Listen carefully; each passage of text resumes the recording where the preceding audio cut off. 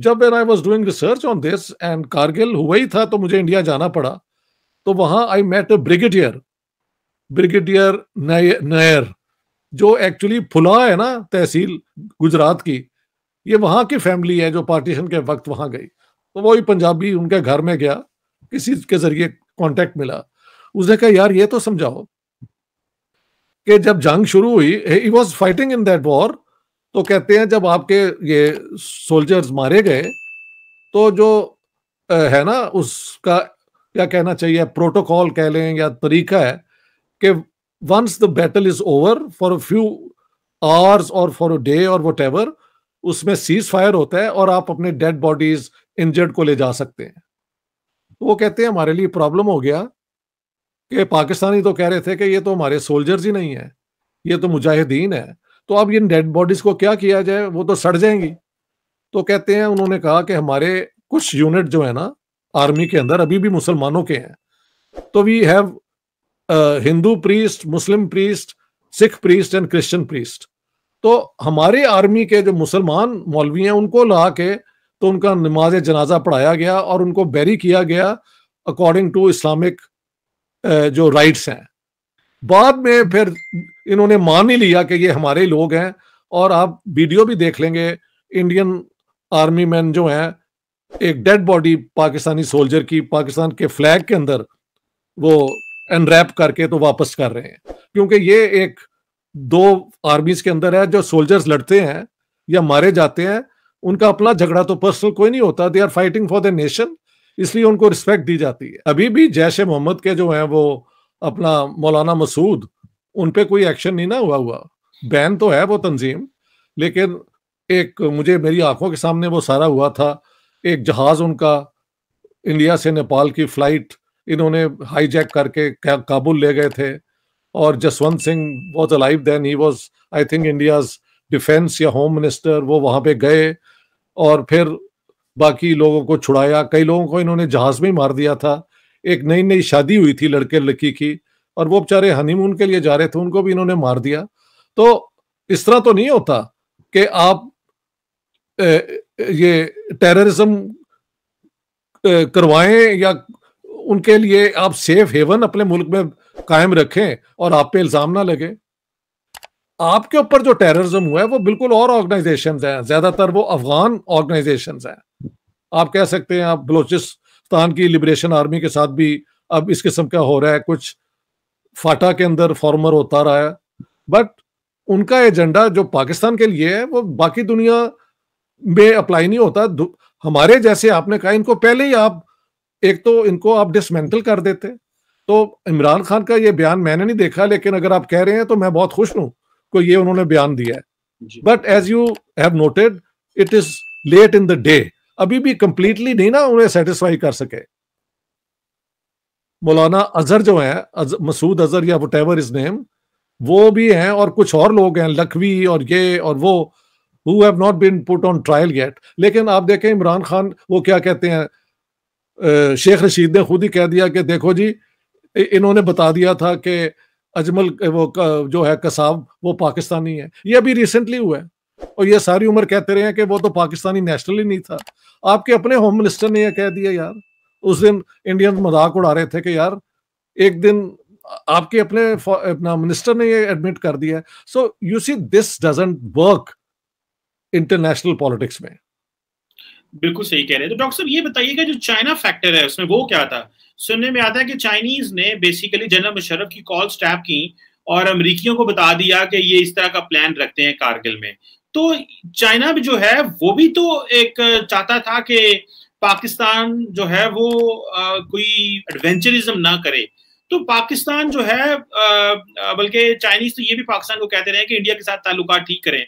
तो ये पाकिस्तान चाइना की भी क्यों नहीं सुनता रहा इस मामले में? क्योंकि वैसे तो हम बड़ा उसे कहते हैं हायर देन हिमालयाज और डीपर देन पता नहीं की कहते हैं। और बात ये है अपना चीमा साहब, आप तो रहते हैं इस्लामाबाद में, इन सवालों का जवाब मुझसे बेहतर तो आप खुद जानते हैं।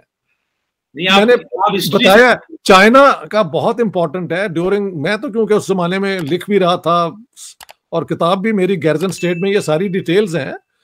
और भी मैं एक दो किस्से आपको बताऊंगा विच आर क्वाइट अस्टाउंडिंग।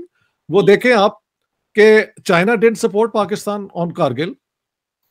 तो अब ये आपसे खबर मिली है कि उन्होंने ये टैप कर लिए थे टेलीफोन कॉल और अमेरिका को दे दिया था, which makes it even more interesting कि China did not at all back ये जो पाकिस्तानी एक्शन है। जिस तरह इंडियन हमेशा समझते हैं कि चाइना ही यार कुछ, ऐसे नहीं होता यार। हमारे अपना जो है ना डिसीजन मेकिंग प्रोसेस वो दुनिया का सबसे कॉम्प्लिकेटेड है। नोबडी नोज के कौन फाइनली डिसाइड करता है कि क्या होगा। So that's the problem. There is क्या कहते हैं यार, एक पूरी एक there is a curtain and nobody knows के behind this who is the real deep state. ये एक पजल है जो उसकी समझ नहीं आती। आज पता लग गया आपसे, मुझे नहीं था पता कि that the Chinese had transmitted this information, vital information to the Americans. लेकिन प्रूफ क्या होता है? प्रूफ तो यही होता है ना कि पाकिस्तान ने ये प्लान किया हुआ था, यानी परवेज मुशर्रफ ने। और ये एक डिजास्टर है। सारी दुनिया में पाकिस्तान का उस दिन से ग्राफ जो है ना, it has hit the bottom, और उसके बाद वहां से उठा ही नहीं कभी। वो जो बात थी ना, वो मैंने बड़ी सुनी कि मुशर्रफ जो थे वो चाइना गए हुए थे इस एज एन आर्मी चीफ। तो he was talking to, I think general Mahmood से बात कर रहे थे या किसी से बात कर रहे थे पाकिस्तान में। तो चाइनीज उनका फोन टैप कर रहे थे। I think he was talking from the room से अपने बात कर रहे थे। मतलब अगर आप you are an army chief and whatever you are talking is something very serious. So the Chinese didn't talk to Pakistan. The Chinese didn't tell Indians. The Chinese told Americans. उन्होंने अमेरिकन दस्ता होना कि ए काम पैना है तो जो है ना इन्होंने ढको या इन्होंने पढ़ो या कुछ करो। So I think the Americans ने भी कुछ नहीं कहा होगा and then वो मुश्किल में ही फंस गए। और गले के अमेरिकन्स ਨੂੰ पता सी कि होना की है कि ये सारा तमाशा कर लें। कोई यूक्रेन वाली वॉर तो नहीं है कि उधर रशिया खलोता है ਤੇ ਉਧਰ ਸਾਰਾ ਯੂਰਪ ਹੈ। ਇਹਨਾਂ ਦੇ ਕੋਲ ਦੋਨੋਂ ਸਾਈਡਸ ਦੇ ਕੋਲ, and that is very good.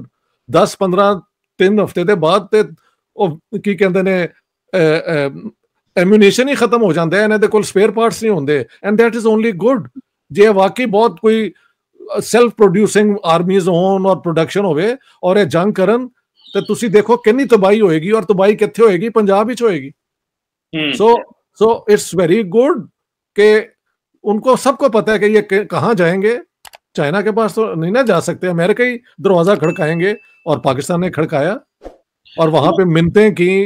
अब वहां पे झगड़ा ये है कि अपना नवाज शरीफ कहते हैं जी मुझे तो बताया ही नहीं, और मुशर्रफ यानी ये जंग इनके बिल्कुल खिलाफ जा रही थी। Indians had introduce the air force और उनकी पूरी वो बूफोर्स गन्स तबाही मचा रही थी।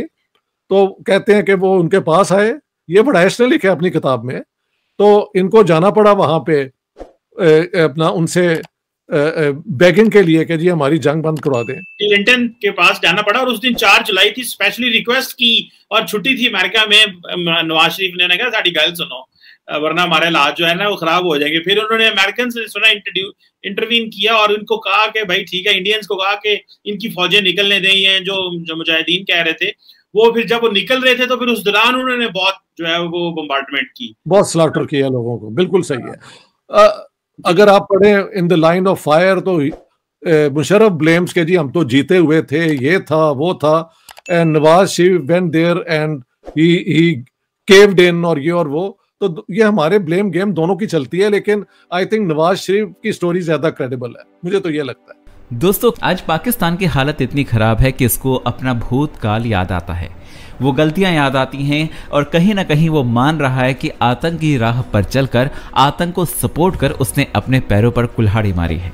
उसी में से सबसे बड़ी गलती कारगिल युद्ध है। भारत दोस्ती का हाथ बढ़ा रहा था और पाकिस्तान पीठ पीछे खंजर भोंकने की तैयारी कर रहा था। हमारे अटल बिहारी वाजपेयी जैसा नेता जिसके विश्वास को पाकिस्तान ने तोड़ा है, उसकी धज्जियां उड़ाई हैं। कारगिल तो हार गया लेकिन अपना वजूद दुनिया के सामने पाकिस्तान ने खो दिया। भारत में आतंकी भेजकर पाकिस्तान ने हमेशा भारत के धैर्य की परीक्षा ली है। 26/11 का हमला जिसमें पाकिस्तानी जो आए थे उसको पहचानने से मना कर दिया था, लेकिन शेख चिल्ली ने आज हुकूमत की बड़ाई में वो भी एक्सेप्ट कर लिया और सच जुबान तक आ गया। इन्होंने इंडिया को पता बताया कि अजमल कसाब जो है उन्होंने जो फरीदकोट का एड्रेस है वो नवाज शरीफ ने दिया। अगर ये बात गलत साबित हो तो जो चोर की सजा वो मेरी सजा है। IMF की मार पड़ी तो मरा घोषित आतंकी फिर जिंदा होकर जेल चला गया। दुनिया में आप ही बताइए ऐसा कौन सा मुल्क है जो इस तरह की निर्लज्जता दिखाता है। अब कारगिल की बात हो रही है तो एक किस्सा आपको बताता हूं। यह बात 2 मई 1999 की है। ताशी नामग्याल नाम का एक चरवाहा जो अपना याक ढूंढ रहा था, उसका नया नवेला याक कहीं खो गया था और उसको ढूंढते हुए वो कारगिल की पहाड़ियों पर जा पहुंचा, जहां पर उसने पाकिस्तानी घुसपैठियों को देखा। वो अपने याक को पहाड़ियों पर चढ़कर खोज रहा था। जब उन्हें पाकिस्तानी घुसपैठिए दिखाई दिए तो अगले दिन जाकर उसने इस बात की जानकारी भारतीय सेना को दी और कहा जाता है कि याक के साथ पाकिस्तानी घुसपैठियों को देखने वाली घटना को कारगिल युद्ध की पहली घटना माना जाता है। कारगिल में शहीद हुए सभी वीरों को हमारा शत शत नमन। चैनल पर नए हैं तो चैनल को सब्सक्राइब करें, इस वीडियो को लाइक करें और शेयर करें।